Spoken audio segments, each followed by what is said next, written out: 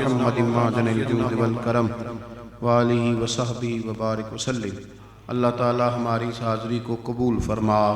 اللہ تمام کرنے والوں، کوشش کرنے والوں، بندوبست کرنے والوں، تشریف لانے والوں، سننے سنانے والوں سب کو اس کا بہترین صلہ عطا فرما۔ امیر المومنین حضرت سیدنا ابو بکر صدیق رضی اللہ تعالیٰ عنہ کے رستوں کا ہم سب کو مسافر بنا، ہمیں ان کا فیضان عطا فرما، ان کی محبت عطا فرما۔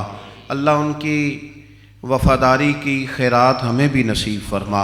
مالک کریم ان کے صدقے سے ہماری مشکلات کو آسان فرما، نیکی کے رستے پہ چلنے کی توفیق عطا فرما، گناہ اور بدی سے قلبی نفرت عطا فرما، مسجد کی محبت عطا فرما، قرآن پاک کا پیار نصیب فرما، درود و سلام کا ذائقہ عطا فرما، ہمارے گھروں میں سکون فرما دے، اطمینان عطا کر دے۔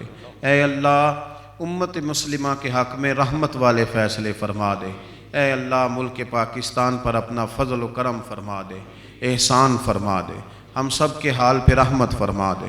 جتنے احباب آئے ہیں ان میں سے کوئی بیمار ہے تو شفا دے دے، گھروں ہسپتالوں میں پوری امت میں سے کوئی بیمار ہے تو شفا دے دے، مقروضوں کو قرضوں سے رہا کر دے، تنگ دستوں کو وسعت رزق دے دے، دنیا اور آخرت میں ہماری پردہ پوشی فرما، ہماری پردہ پوشی فرما، ہماری پردہ پوشی فرما۔